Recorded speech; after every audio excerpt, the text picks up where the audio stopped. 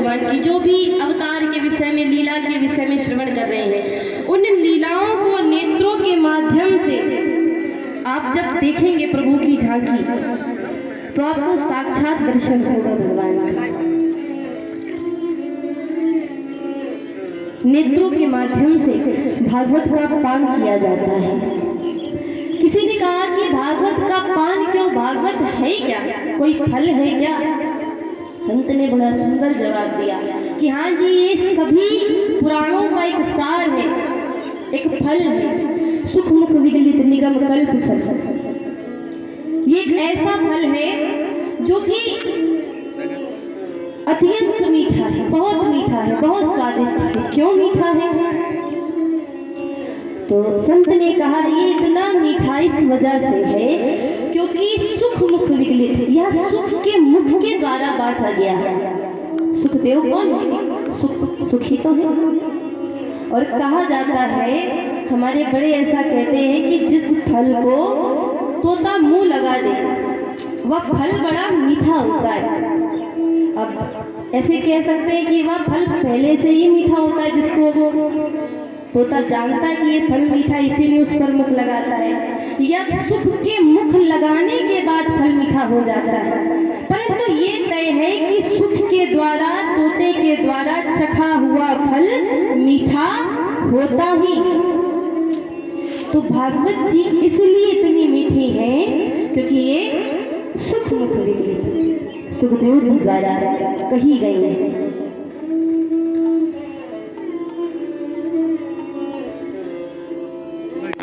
तो भागवत जी का लाभ जीवन में बहुत है।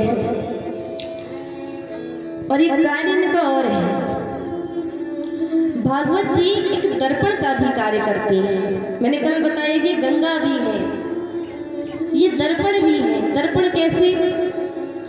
क्योंकि ये मैंने कहा था कल कि भागवत जी के प्रथम श्लोक में बताया गया सच्चिदानंद रूपाय, जो सत्य है संसार में वही ईश्वर, वही भगवान है, वही कृष्ण है।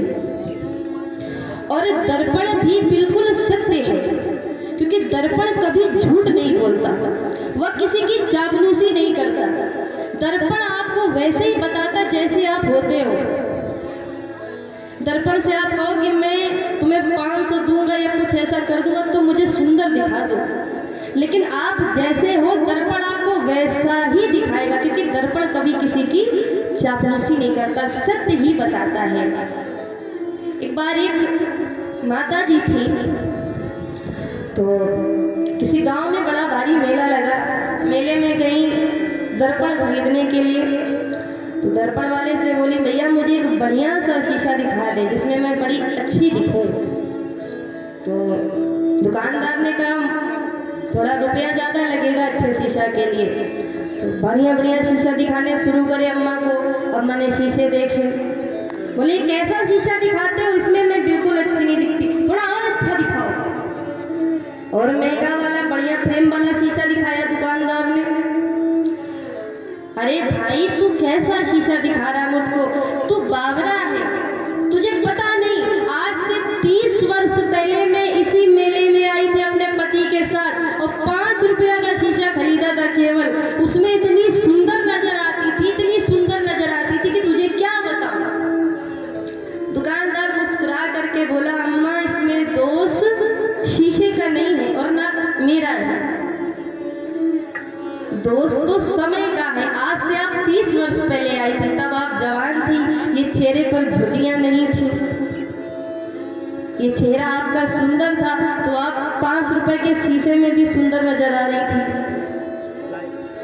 तो शीशा कभी झूठ नहीं बोलता, सदैव सत्य बोलता है। और भागवत जी भी यही कार्य करती है। आप नित्य की कथाओं को श्रवण करेंगे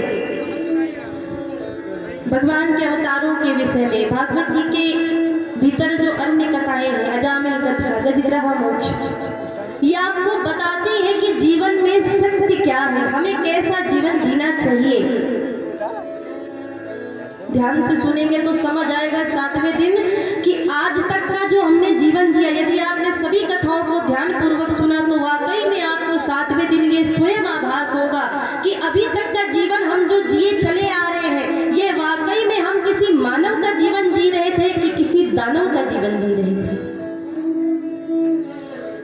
तो बस करना क्या है कि ध्यान से, बड़े भाव से भागवत की सभी कथाओं को श्रवण करना है। और श्रवण ही नहीं करना, श्रवण चिंतन मनन सब कुछ करना है। श्रवण करें, फिर चिंतन करें, फिर जीवन में उसको उतारें, तब आपको भागवत की कथा लाभ देगी। एक कान से सुना, दूसरे से निकाल दिया, कोई लाभ नहीं मिलेगा। जीवन में उतारे कथाओं के श्रवण के पश्चात, तब वो आपके जीवन में बहुत सुख प्रदान करेंगी। ऐसे ही भागवत के महत्व के विषय में श्री सूत जी महाराज शौनकादि ऋषियों को श्रवण करा रहे हैं।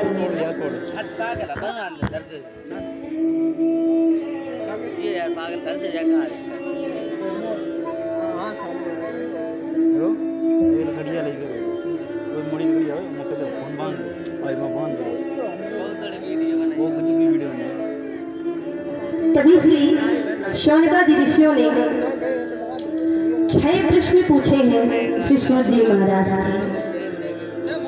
पूछा